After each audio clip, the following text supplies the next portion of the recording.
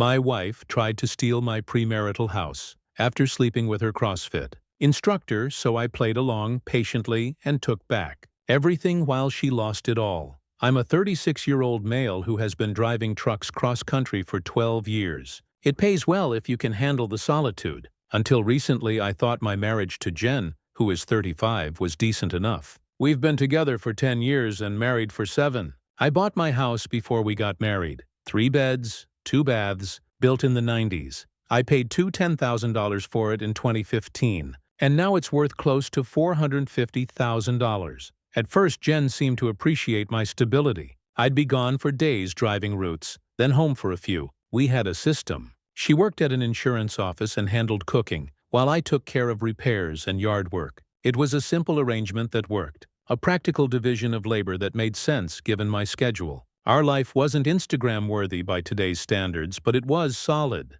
We went camping in the mountains, hung out with a small circle of friends, and watched movies on weekends. Normal stuff. I thought we were on the same page about what marriage meant. Partnership, loyalty, and building something together. Then things shifted when her sister Vanessa, 38, moved back to town after her second divorce. Vanessa was divorced twice, always chasing some new guy or life experience. She's the kind of woman who posts inspirational quotes on social media, while her life is a complete train wreck. Suddenly, she was at our house constantly, filling Jen's head with stories about exotic vacations, weekend flings, and how life is too short to be tied down. I wasn't blind. I saw the changes happening in real time. Jen went from being content with our life to suddenly acting like she was missing out on some grand adventure. She started following all these lifestyle influencers, women in their 30s and 40s who had suspicious amounts of free time and money, constantly traveling to Bali or wherever. I noticed changes in Jen after that.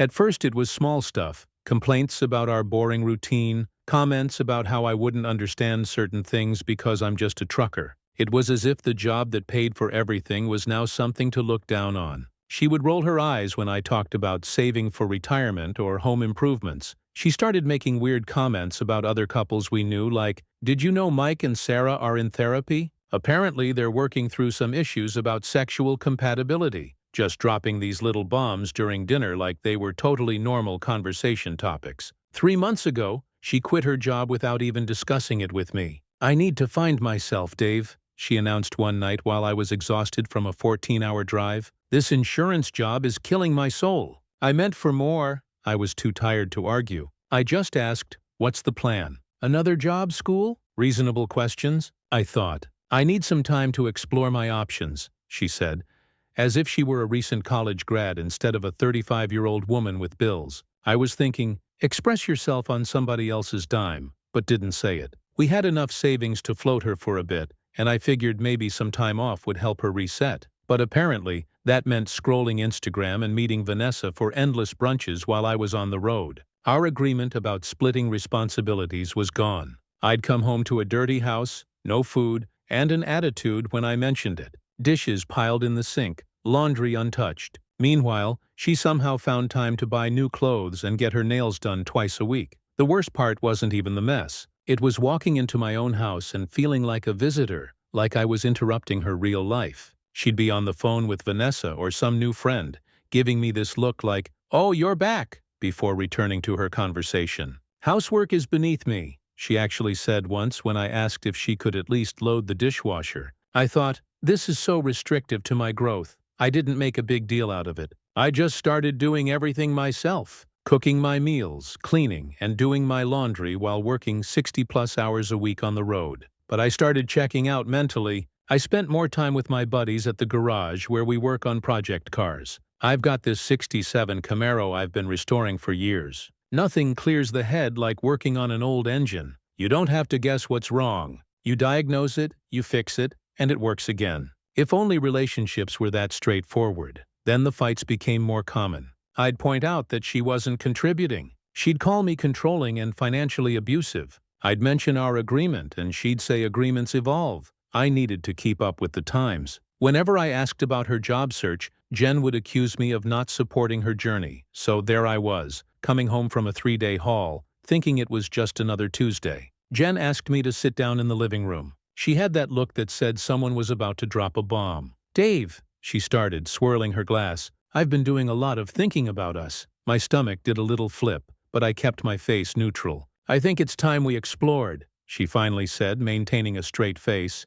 "Explore?" I asked, keeping my voice even. "Explore what? National parks?" She gave me an impatient sigh. "No, Dave, with other people. An open marriage." My brain short-circuited. This was Jen. My Jen, the woman who once got jealous when I casually mentioned a friendly female truck stop cashier. Now she was pitching the idea of sleeping with other people like it was a new restaurant suggestion. "Wait, are you serious?" was all I could manage. "Yes, completely," she replied, a strange brightness in her voice. "I think it could be really liberating for us. It could bring a new spark. We both get to experience new things, new people, no secrets. It's all above board. This marriage feels so restrictive. I want to explore others." My first reaction was anger, followed by a strange calm. "So you want to sleep with other guys? Cheat without saying you want to cheat?" I said flatly. "It's not just that," she stammered. "It's about freedom and growth for both of us. I want to see other men, more interesting men." "Interesting?" I said, raising an eyebrow. "Like that CrossFit instructor you and Vanessa keep talking about?" Her face flushed. Bingo. She'd been mentioning this Matt guy for weeks, how inspiring his journey was, how he quit his corporate job to become a fitness instructor, how he was really connecting with his authentic self. Authentic self, whatever that means. We argued for about an hour, covering the usual points. She wanted experiences, while I pointed out that vows mean something. She said I was stuck in patriarchal thinking, and I reminded her that she used to value loyalty. Round and round we went. She kept throwing around buzzwords like evolving relationship models, ethical non-monogamy, and expanding our capacity for connection, as if she'd swallowed a self-help book. Meanwhile, I was thinking about mortgage payments and STD risks. Finally, I stopped arguing and decided to play the long game. "Okay, Jen," I said. Jen blinked. "Okay, just okay?" "Yeah," I said. "If that's what you want, let's do it." She looked like someone who had prepared for a war and suddenly found the enemy surrendering. Suspicious, but relieved. Let her think she'd won. That would make the next moves easier. Jen's shocked expression quickly morphed into a smug smile, as though she had achieved something. "Wow, I didn't think you'd be so open-minded," she chirped, practically bouncing. "This is going to be amazing for us. We should set some ground rules." I nodded. "Sure. What were you thinking?" She jumped right in. "Well, we should be honest about who we're seeing. No lying or sneaking around, and we should still prioritize each other, like date nights and stuff." "Makes sense," I said. "And maybe we start with just casual things, nothing serious or emotional with other people."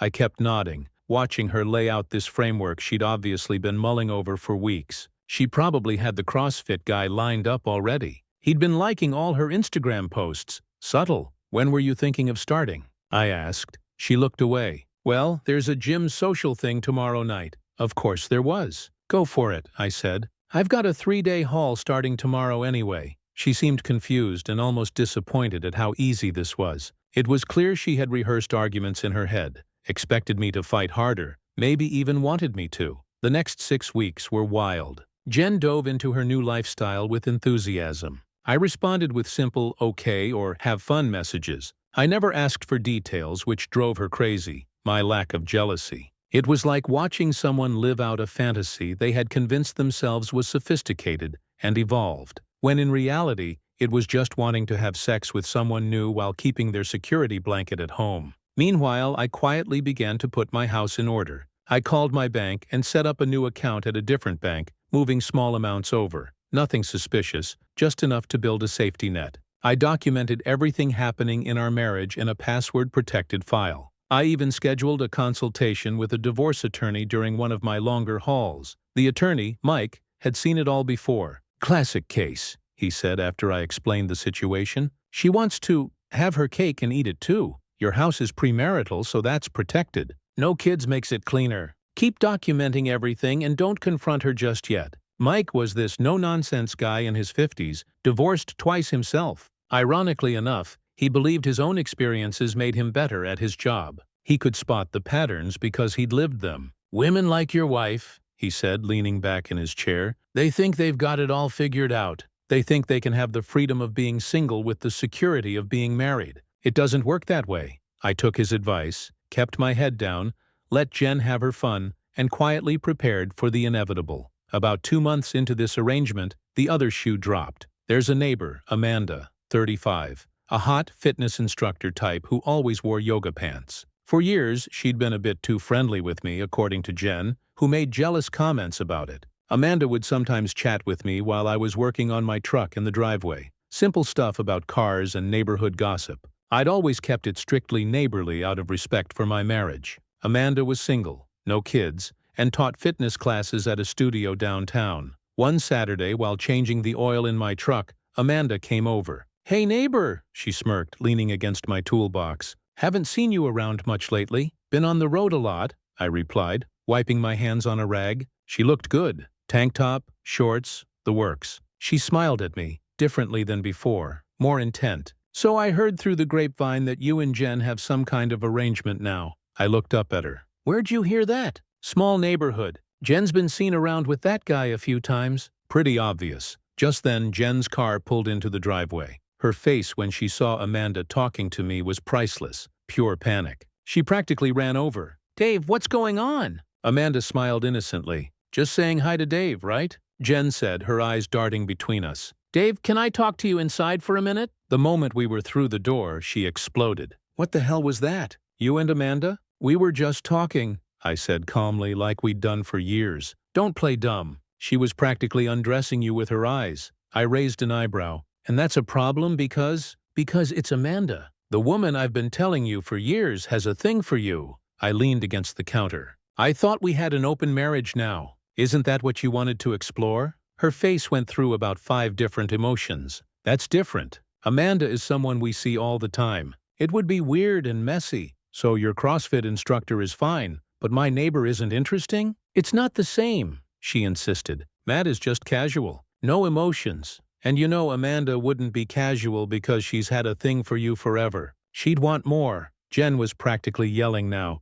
I stayed perfectly calm. "So your problem isn't that I might hook up with someone else. Your problem is that it might be someone who actually likes me." "That's not what I said." "It's exactly what you said. Jen, you're fine with me having meaningless sex with strangers, but God forbid I connect with someone who might actually care about me." The fight continued for hours. Her position kept shifting. First, Amanda was off limits because she was a neighbor. Then because she was Jen's enemy, news to me. Then because open marriages should be about new experiences, not old crushes. I finally just walked out and went to the garage, spending the rest of the day working on my project car. It gave me time to think. The next few weeks were tense. Jen continued her exploration with CrossFit Matt and apparently some other guy she met at a bar. Meanwhile, I was under surveillance. She'd randomly come home early when I was off work. She started checking my phone when she thought I was sleeping and even tried to get the password to my new email account. I gave her nothing to find, which only made her more paranoid. The emptier the treasure chest, the more convinced she became that I'd hidden the real goods somewhere else. Classic projection. She was being shady, so obviously I must be too. My focus shifted entirely to self-improvement. I started hitting the gym 5 days a week and reading books on finance and investment during my long hauls. I reconnected with old friends I'd lost touch with during my marriage and picked up actual hobbies again. I was honestly in the best shape of my life, down to 185 from 215, bench pressing more than I had in my 20s. There's something therapeutic about pushing heavy weight when your life feels out of control. Can't fix your marriage? At least you can add another plate to the bar. My lawyer became my unofficial buddy. I'd call him during long stretches on the highway, updating him on the latest developments. He'd remind me to stay the course, document everything, not to engage, and to let her dig her own grave. Then Amanda upped the ante. She texted me one afternoon about having a small barbecue that weekend. "Just a few neighbors. You should come by." Jen too, of course. I showed Jen the text and I thought she might actually explode. "We're not going," she snapped. "She's just trying to get close to you." "Maybe I want to go," I said mildly. "Good food, neighbors, normal social stuff while you ogle Amanda in her bikini." "I don't think so." It was interesting how she got to go on actual dates with other men, but I couldn't attend a neighborhood barbecue. That's different. And you know it. Different how exactly? She couldn't articulate it without admitting the hypocrisy. She just kept saying it was different and that I was being deliberately obtuse. I went to the barbecue anyway. Jen refused to come. It was exactly what Amanda had said. Just a few neighbors, good food, drinks, completely innocent. Amanda and I talked, but nothing inappropriate happened. One of the other neighbors, a guy named Frank who'd been in the neighborhood forever, pulled me aside at one point. "Heard about your situation," he said, handing me a drink. "I went through something similar with my first wife back in '92.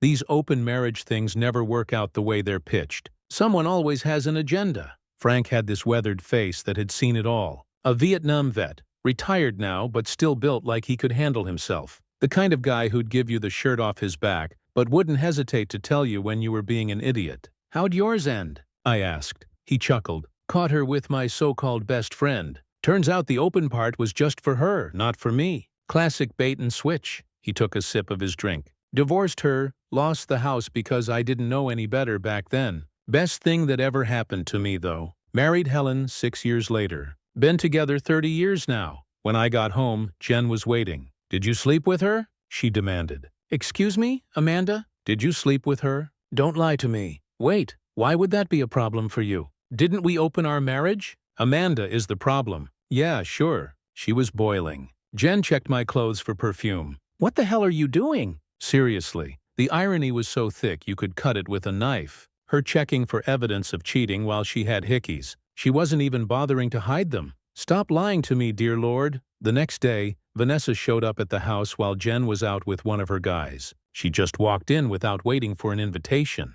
"Dave," she said, "we need to talk." "About what?" I asked, not bothering to get up from the couch. "About what you're doing to Jen. She's a mess." I actually laughed. "What I'm doing to Jen? That's rich." She wanted to open the relationship to improve things between you two, to add spice. Not so you could chase the first piece of ass that showed interest. Interesting. Vanessa sat down uninvited. "Jen cares about you. She's just trying to find herself in other guys' beds." "Don't be crude. This was supposed to be a mutual growth experience." "Mutual?" I repeated. "So why is it a problem that I went to a neighborhood BBQ?" "Because your intentions weren't pure. You were trying to hurt Jen by eating a hamburger." Vanessa sighed dramatically. "You're being deliberately thick. Jen knows Amanda has had a thing for you for years. It's disrespectful. And Jen's sleeping with CrossFit mat isn't disrespectful? That's different. That's just physical. There's no history there. Same BS, different messenger." I stood up. "Vanessa, with all due respect, which is none, this is between me and Jen. You encouraged her to find herself and to open our marriage. Don't act surprised when it doesn't play out exactly how you imagined." That night, Jen tried a different approach. She came home wearing next to nothing, trying to seduce me. I wasn't interested. "What's wrong?" she asked. "I thought we could reconnect." "I'm not in the mood," I said. "Is this about her?" she demanded, the seductive act vanishing instantly. "No, it's about me not being in the mood. You're punishing me." I agreed to exactly what you wanted. 4 months into our open marriage, I was documenting everything. Every fight about her double standards. Every time she came home late from being with another guy. Every dollar she spent from our joint account on her new lifestyle. Clothes, dinners, hotel rooms. I had a separate email account she didn't know about where I forwarded all our text conversations. Screenshots of her social media where she posted vague quotes about finding herself and exploring new connections while, in the same breath, complaining about trust issues and emotional betrayal.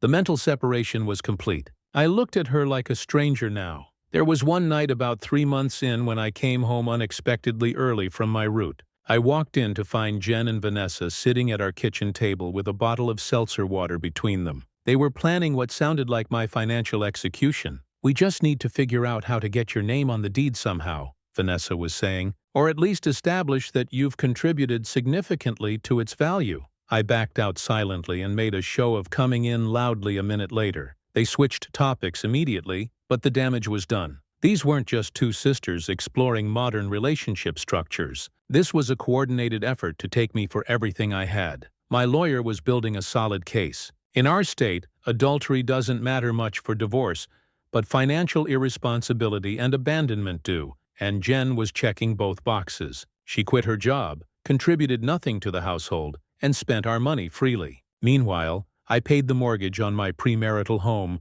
all the bills, and still handled the maintenance and cleaning. It was classic abandonment of marital duties, but I played it cool. I didn't confront her. I didn't rock the boat too much. I just quietly moved on and prepared. My physical transformation continued steadily. My confidence was through the roof compared to where I started. Clothes fit better. My posture improved. Even my boss commented on the positive changes. "Whatever's going on with you," he said once, "keep doing it. You're looking good, working better than ever." Amanda had become an unexpected ally, not romantically, but as someone who saw through Jen's BS. She was at the coffee shop yesterday and texted me during a haul to Cincinnati about some guy acting all coupley. Then she had the nerve to give me a dirty look when she saw me. Jen was living a double life, the devoted wife when it suited her, and the single-party girl when it didn't. I also installed security cameras in the common areas of the house, completely legal since it was my premarital property. I didn't tell Jen about them.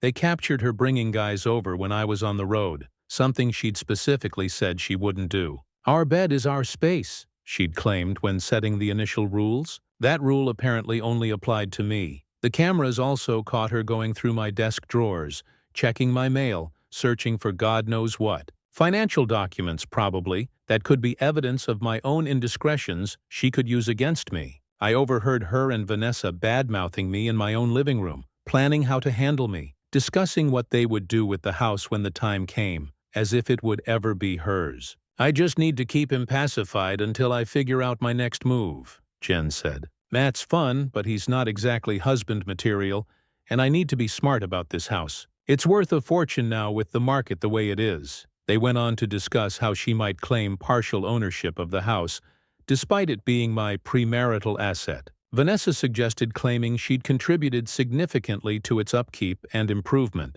which was laughable, given she'd never so much as changed a light bulb. I sent the recording to my lawyer. He was gleeful. "This is gold," he said. "Clear evidence of intent to defraud. Keep recording." And I did. Every conversation, every fight, every lie, documented, saved, and sent to my lawyer. Meanwhile, my exit strategy was taking shape. I'd secured a storage unit for my important possessions, family heirlooms, documents, and the small gun collection my grandfather had left me. Anything that couldn't be replaced, or that I didn't want to risk losing in the inevitable chaos of separation. I transferred about 60% of our joint savings to my new account, not enough to be considered hiding assets, but enough to ensure I wasn't left high and dry if she tried to clean out the accounts. I was waiting for my opportunity with Jen, and it was coming soon. 6 months into our open marriage, things were reaching a breaking point. Jen was getting sloppy, staying out all night, barely bothering to lie about where she was, spending money like water. I had strategically moved most of our joint funds to my separate account, leaving just enough for bills and basic expenses, plus a healthy buffer she could burn through with her brunches and hotel rendezvous. Just enough to avoid suspicion. She hadn't even checked the balance once in months, too busy finding herself to look at bank statements or question where the money came from since she wasn't working. Then one night, everything changed. I came home from a 3-day haul to find Jen and CrossFit Matt in our living room, drinking and looking very comfortable. "Dave," she said with fake brightness, "you remember Matt?" Matt looked uncomfortable but tried to play it cool. "Hey man, good to finally meet you properly." He was exactly what I expected. Mid-30s, expensive haircut, the kind of muscles that come from focusing on mirror muscles and skipping leg day. Wearing one of those tech fabric shirts that cost $80 but are essentially just polyester. Seeing Matt there, feet up on my couch, was the final straw. Watching him pour my birthday bourbon into a solo cup? That was it. I set down my duffel bag. "You're drinking my Lavalin," Jen waved dismissively. "Don't be petty. I bought that bottle." She hadn't. It was a birthday gift from my brother that she had watched me open last month. But that wasn't the point. "You brought him to our house," I said flatly. "That was one of your rules. No bringing people to our home." "I think we're past that now," she said with an eye roll. "It's been 6 months. The rules evolve." Like they evolved about Amanda. Matt looked between us, clearly sensing the tension. "Maybe I should go." "No, stay," Jen insisted, putting her hand on his arm. "Dave's just being dramatic. This is my house too." Something in me snapped at that moment. I was done. "Actually," I said calmly, "it's not." "Excuse me?" Jen's eyes narrowed. "This house isn't yours. It never was. I bought it before we were married. You've contributed nothing to the mortgage, taxes, or upkeep. Legally, you're a tenant at best." Her face flushed with anger. "How dare you? We're married." "What's yours is mine. That's not how premarital assets work in this state, I said. But I'm sure Vanessa told you that when you were discussing how to take my house when the time comes. Jen's face went white. Matt looked like he wanted to disappear through the floor. What are you talking about? She stammered. I heard you. You and Vanessa planning your next move, discussing how to claim my house, calling me a sucker. You were spying on me? She shrieked. Not spying. Protecting my assets from someone who's explicitly stated her intention to take them. Matt stood up. I'm leaving. This is not what you said it was, Jen. She ignored him, focused entirely on me. You've been planning this all along. Agreeing to the open marriage just to trap me. I actually laughed. Trap you into what? Sleeping with other men? Having your sister over to plot against me? Bringing your buddy to my house to drink my whiskey? Yeah, what an elaborate trap. Matt was already heading for the door. Smart guy, don't you dare leave. Jen yelled after him. This isn't about you, but he was gone. At least he had the sense to recognize a iron show when he saw one. Jen rounded on me. You've ruined everything. This was working fine until you got all possessive and weird. Working fine for who exactly? You get to screw around while I work 60 hours a week to pay for everything. You get to bring men to my house while I can't even talk to a neighbor without being accused of cheating. That's your definition of working fine? I never cheated. We had an agreement you unilaterally changed whenever it suited you. She tried a different angle, suddenly teary-eyed. I just needed to find myself, Dave. I was lost. This was never about not loving you. Save it, I said. I've watched you find yourself for 6 months. Turns out what you found was that you like screwing other guys while having a stable provider at home. Well, that arrangement is over. What does that mean? She asked, suddenly weary. It means I'm done. I've been done for months. I've just been waiting for the right time. The right time for what? Her voice had gone small. To end this farce of a marriage. She stared at me, then her expression hardened. Fine, if that's what you want, but don't think I'm walking away with nothing. I know my rights. Half this house is mine, half your pension, half of everything. I smiled. We'll see about that. I crashed at a motel that night. By morning, I was on the phone with my lawyer. It's time, I told him. She brought one of her guys to my house drinking my stuff. He was ready. Papers were prepped. Everything organized to maximize my position and minimize her claims. I headed back to the house to grab another round of clothes before I hit the road again. Jen was waiting like she'd been standing there all night. Red eyes, messy bun, and of course, Vanessa lurking nearby like her personal attack dog. They were suddenly all about being civil. Jen wanted to talk next steps. Apparently, she and Vanessa had already been scoping out divorce attorneys.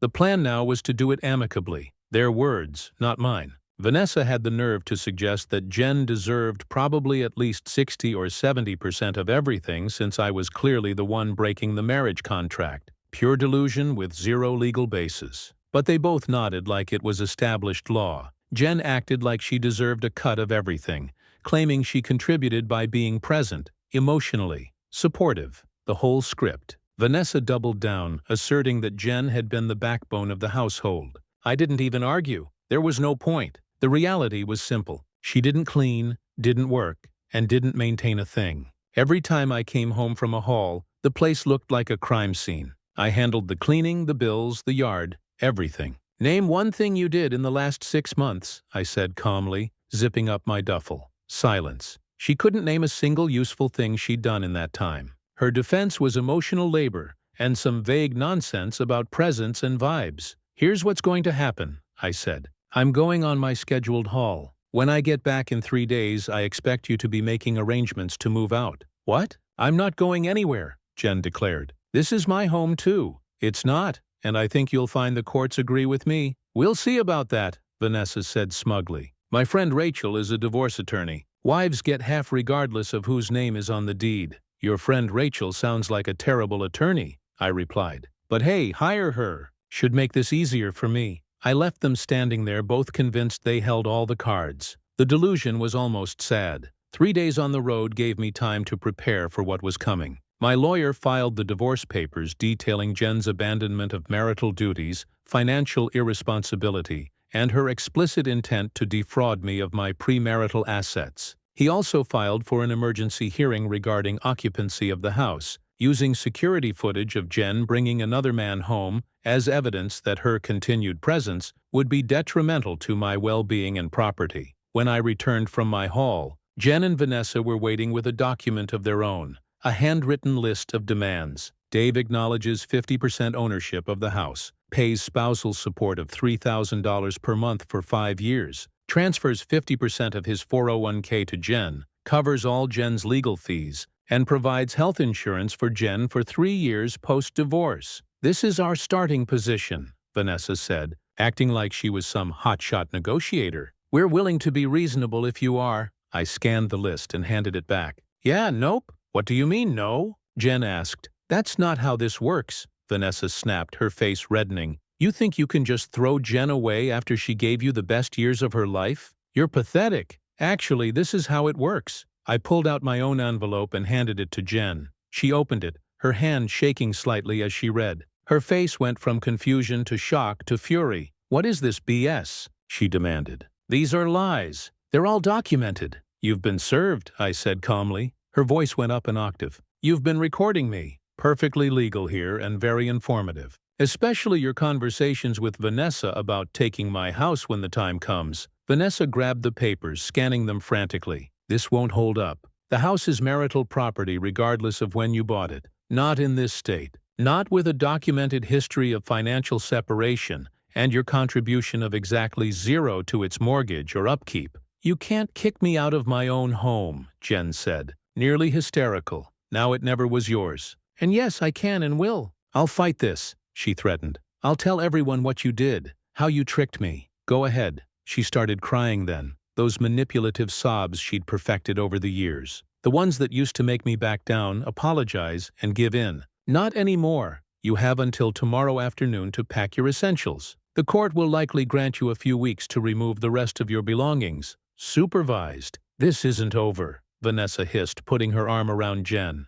"You're right," I agreed. "But it's closer than you think." The judge ruled in my favor as expected. The evidence was overwhelming. Jen was given 30 days to remove her belongings but could not live in the house during the divorce proceedings. She moved in with Vanessa, who quickly tired of having her sister as a permanent house guest. Turns out living with someone who contributes nothing isn't as fun when you're the one footing the bill. Within 2 weeks, they were fighting constantly. My lawyer had connected me with a financial advisor who helped me protect my assets during the divorce. We documented every penny I'd earned, every investment I'd made, and every bill I'd paid during the marriage, creating an ironclad case that Jen had no claim to any of it. Jen's lawyer, not Vanessa's friend Rachel but a court-appointed attorney, reviewed the evidence and declined to take the case. She advised Jen to accept the settlement offer my lawyer had prepared. The house remains mine as a premarital asset. I keep my 401k and pension intact. I pay no spousal support.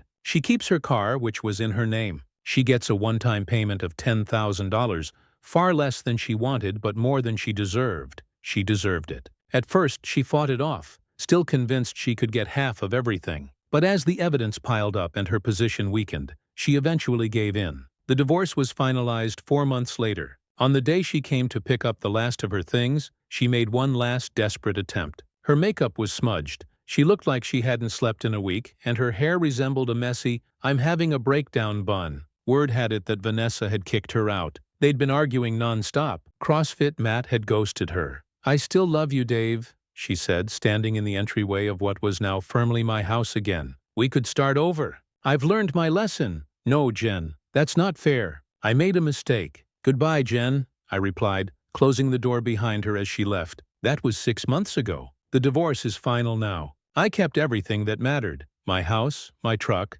my dignity. I ran into Amanda at the hardware store last week. We grabbed coffee afterward. It was nothing serious, just conversation. She asked if I was ready to start dating again. I told her I'm deliberately choosing to stay single for now. Life is moving forward, and it's better than before.